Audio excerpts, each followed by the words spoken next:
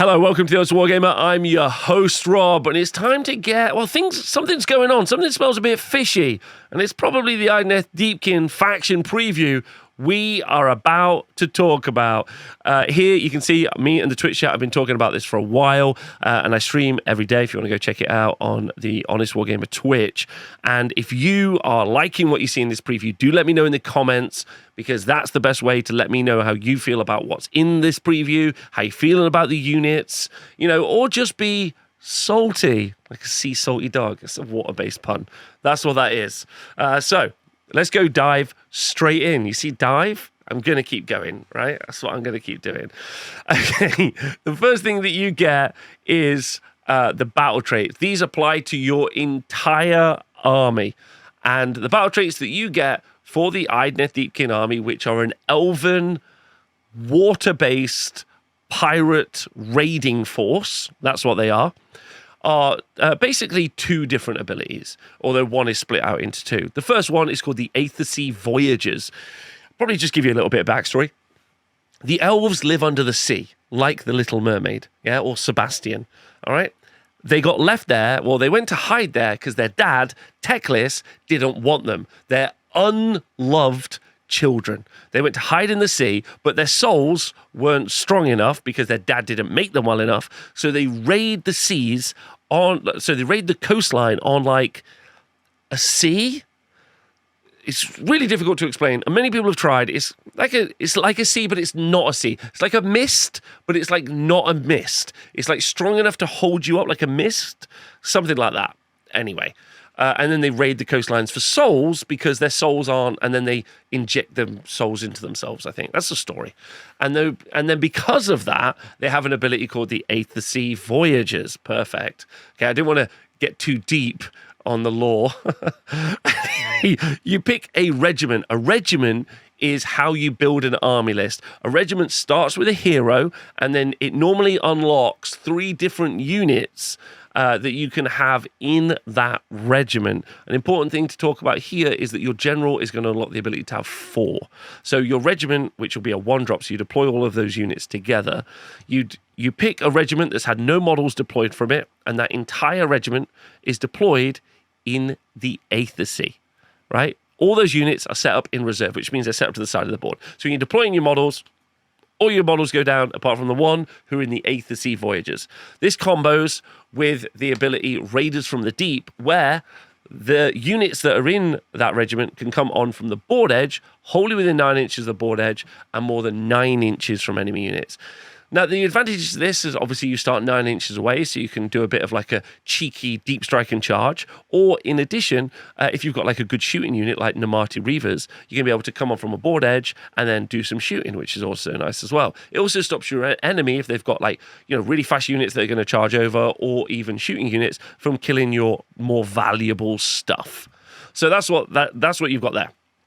The other ability for your allegiance abilities is a passive called the Tides of Death, which is going to affect all the units in your army from battle round 1 up until battle round 4, where it will start again. So each battle round, all of the units in your army are going to be affected by this ability. The first one is Low Tide, because they bring the sea with them. And what this does is you subtract 1 from hit rolls for shooting attacks and combat attacks that target your units unless you charged that turn. The next one, battle round 2, is Flood Tide, where for the rest of the battle, this unit can run and still use shoot and use charge abilities in the same turn. This is going to be good for a couple of reasons. Number 1, this makes your units faster, so you can move further, you've got longer threat range, shoot, charge, fight, have a great time. It also means that you'll be able to use the redeploy ability, which counts as a run, and then also still charge in your opponent's turn, which is going to be some good combos with some of the other abilities we saw later. Battle round 3 is easily the strongest reason that you would want to take Idoneth Deepkin, because it's High Tide. All units in your army are going to have the strike first effect, which means when you come around to the combat phase, all your units are going to strike before your opponents strike, even if it's their turn. Pretty spicy. And then finally, you've got Ebb Tide, where for the rest of the battle, this unit can use retreat ability and still use the shoot and or charge abilities later in the turn. In addition, the rest of the battle, no mortal damage is inflicted when you use retreat abilities, because when you do use a retreat ability, you do take D3 mortal damage each time. So pretty spicy, especially the strike first effect, but having units off the board is really nice. let's move on. Battle formations. Each army in Age of Sigmar 4, when it's released, will have 4 different battle formations, which will really define the playstyle of the army and kind of help you decide which units you're going to choose. The one that they featured is the Achillean Beastmasters, which has the Ferocious Predators passive, which is going to affect all of the units in your army that have the Achillean keyword. You add 1 to hit rolls for companion attacks made with Achillean units. So your Alapexes are going to be able to have +1 to hit, all of your Achillean units, which is really nice. There are 3 others that we don't know about right now. When you build a Age of Sigmar 4 army list, you get to choose a spell lore where all of the wizards in your army can cast all the spells from it. You have the Lore of the Deeps when you're running the Idoneth Deepkin, and the spell that they featured in the article is called Steed of Tides, which, let me tell you, is stonkity stonk stonks McStonks. It's cast on a 6, which is lower than your average of 2d6, which is how you cast spells, and you pick an Idoneth Deepkin unit wholly within 12 inches. What you do is you remove that target from the battlefield and set it up again on the battlefield more than 9 inches from all enemy units. It's done in your hero phase. Okay, so let's just picture that. I pick a unit up, I move it anywhere on the battlefield, which means I basically can then try a long bomb 9-inch charge if I want to, or move a shooting unit closer to do some shooting. This is not the end of this is not the end of its combos and its abilities, though, because it's a spell I can also do in my opponent's turn. So if I wanted to, I could take a unit that my opponent was about to charge or was thinking about moving around and move it to a place of safety, move a screen in front of my opponent, things like that, which is quite spicy. I think that's really, really fun, and it's going to give you a lot of different options. Deep strike a unit of shooters, like, a unit of reavers, then do all your pinging and shooting, and in their turn, teleport that unit away so they're safe. Very cool. In addition, this spell is unlimited. What this means is every wizard in your army can attempt to cast this spell. The same wizard can't cast it twice, but each wizard in your unit is going to be able. Each wizard in your army is going to be able to. So using the command ability to cast this spell on your opponent's turn is going to be good combos. Doing it multiple times in your turn is a good combo, and generally just having it available is a great combo. Next up, it's starting to look at the different units. And the first one we're going to look at is the Eidolon of Mathlan, the aspect of the sea. There are 2 Eidolons of Mathlan. One's like a combat character. This is the wizard version, and it is looking really good. It's got 12 health with a 3-up armor save, and it moves 10 inches. It's got a control value of 5 as well, which is nice, which means you're going to be able to control those objectives. You control objectives by having a token on the board, and then any models that are within 3-inch radius of that objective are going to count to a control score, and whoever has the highest control score, they are going to be able to control that objective. And if you need some objective markers for Age of Sigmar 4, we've got loads more available on thehonestwargamer.com, and I'll include the link down below. You get a set of 8 in a little folder. You should get some. There we go. Anyway, control value of 5 is great. It's what we've seen on most monsters. Okay, and so this is a 2-cast wizard, which means it's as good as a Lord of Change is going to be, which in no way is a problem, and is no way something that makes me really upset. Okay. It's also got a 5-up ward save. So 12 health, 3-up armor save, 5-up ward save is absolutely, in my personal opinion, a great profile for a character that you want. It's also a monster and a hero. All right, so it's got a shooting attack, which is 12-inch range, 3 attacks that do D3 damage in his Rend 2, which is good, especially as you can move 10 inches. And because it's a 12-inch attack, if you did end up doing a teleport or deep striking, you're still going to be able to do it, which is great. It's got 2 combat profiles, one which is a Scythe Trident, which is 5 attacks that does D3 damage, and the Storm Shoal Fangs, which is 6 attacks which do damage 1, but they're a bit of a nothing burger. So really, 5 attacks, D3. It's not super good, but it's a 2-cast wizard. I think that's an important thing to remember about this. It also has the passive ability Dormant Energies, where you add +1 to your casting value, which makes it very effective as a caster. It's also got a once per turn across the army ability, which is done in any charge phase, which means it can be done in every charge phase, where if this unit has not charged this turn, you pick an enemy unit in combat with it to be able to target. Roll a dice, and on a 3+, that target cannot use commands for the rest of the turn. It's not that great an ability, but it's fine. You're going to see this multiple times. This has got a slightly different stipulation to some of the other ones where you can't use command abilities, but there you go. So it's got a passive called Tranquility of the Abyss, which is really nice, where you ignore the negative modifiers to the control scores of friendly Idoneth Deepkin units while they're wholly within 12 inches of this unit. There may be the capacity to build a army style where everything in your army is reducing the control score of enemy units. And so being able to stop that playstyle in your army, in my opinion, is quite nice. Lastly, it's got its own unique spell, and this is brilliant. It's cast on an 8, but obviously because it gets +1 to cast, it's cast on a 7, called the Tsunami of Terror, where you pick 3 different visible enemy units within 12 inches of this unit, and the effect is you subtract 1 from save rolls for combat attacks that target those units until the start of your next turn. So imagine that. You're on turn 3, your whole army as always strikes first. It's your opponent's turn. Use a command ability to cast Tsunami of Terror. Now they're charging you, and they have got -1 to 3 different units save. It's incredibly good. Overall, Eidolon of Mathland is looking like a really interesting tech piece in the Idoneth Deepkin army. The Ishrin Tidecaster is a little foot character. It's a wizard, a level 1 wizard with 5 health and 5 up save. It's not got a combat profile that's worth talking about. The main reason you would bring this, as well as being a wizard, it's got access to a unique ability called Masters of the Aether Sea, which you do once per turn across your whole army in your hero phase. You roll a dice on a 3+, you get to choose one of 2 effects. If you roll a 1 or 2, at least you're a level 1 wizard and you can still cast some spells. But if you do roll a 3+, then you get 2 abilities. Creeping Mist lets friendly Idoneth Deepkin units, and that's all Deepkin units on the board, not be able to be shot if the enemy unit isn't within 12 inches of them, which is nice. Stops some shooting units. Kind of a hark back to an allegiance ability they had. But I don't know if you're going to use this all the time. You might play armies that just don't have any shooting, so not sure you're going to bring it for that and that alone.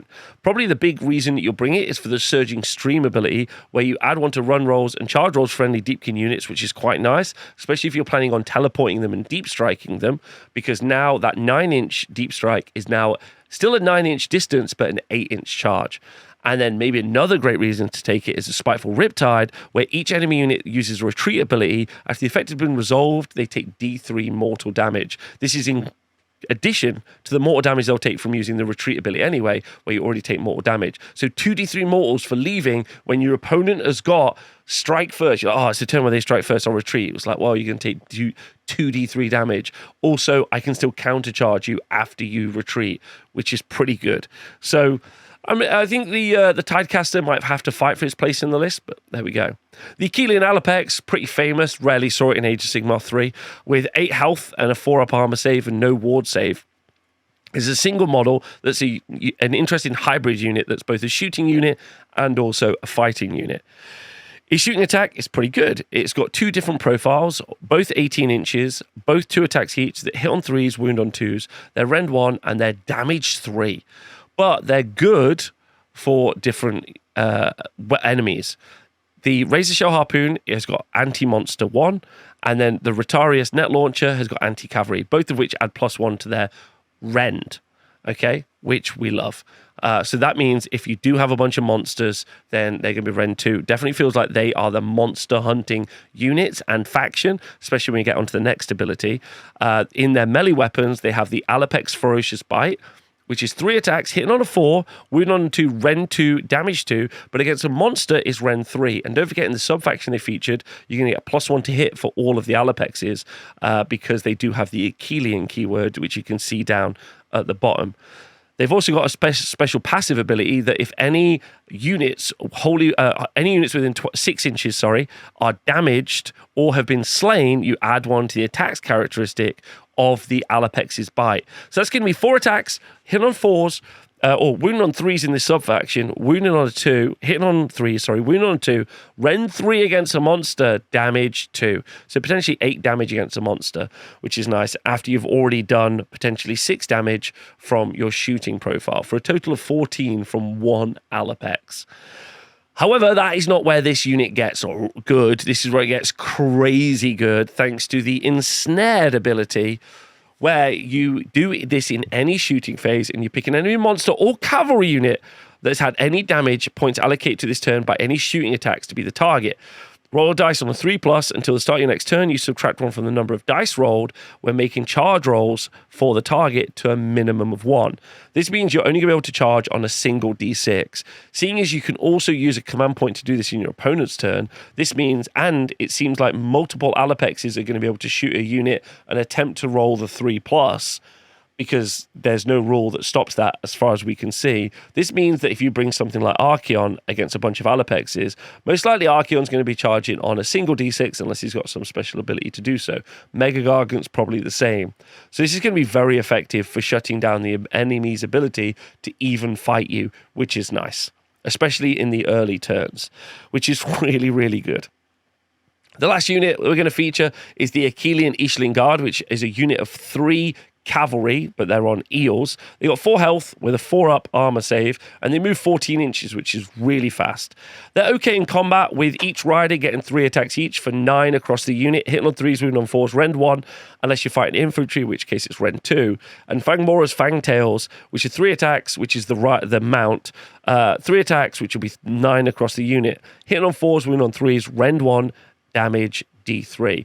Survivability in this unit, there's 12 health across this unit against 3 models. However, you do have the Galv Shield special ability. This unit has a ward save of 5+ if it charged in the same turn. So you charge and then you get a 5+ ward save. If it was charged. This unit, if it was charged, gains a 5+ ward save, which is quite nice. And then it's got the Biovoltic Barrier, where you're picking an unit in combat with this unit to be the target, and it's done in any combat phase, which means every combat phase. Roll a dice on a 3+, you subtract 1 from the attack characteristic of this unit's target's weapons for the rest of the turn. So this is a situation. I have a unit of 20 Reavers that you want to charge. No problem. Unfortunately, I'm going to cast a spell. And I'm going to teleport those Reavers out of the way. And now you're like, oh, okay, the Ishling Guard. I'll charge them. Okay, you're a monster. So I've spent a command point to shoot you. So now that unit's only charging on a d6. But let's say you roll a big 6 and you're able to get in. Now you're fighting against the Ishling Guard, which is 12 health with a 5+ ward save, and they've reduced your attack characteristic by 1. Okay? Pretty rough. So it feels like this army is going to be, in Magic the Gathering terms, a blue control deck. It's going to be the ability to shut down your movement, move itself quite fast, move around the board, and you're going to have to manage. It's probably going to be a fairly elite army because it's an elven force, which is quite interesting. And it's also going to have a terrain piece that you're going to be able to bring with it in addition. So I think this is going to be a very fun, very fast, very mobile army that you'll really you are really going to struggle with, in my personal opinion. So let me know what you think of the Idoneth Deepkin. Let me know what you think of the faction preview. Has it got you excited? Are you looking to get, your toes wet in the waters of the Idoneth Deepkin? Are you hoping to run this army in the future? Has your friend got it and you're a bit worried about playing against it? Let me know in the comments. And as always, thank you to the Twitch chat who hang out with me while we make these videos. And also thank you to everyone on the Wargamer Patreon, where we've got a really fun and active Discord community where you can got loads of faction chats and we talk about this stuff all the time. So let me know what you think. Appreciate all of you. Thanks very much for watching my video.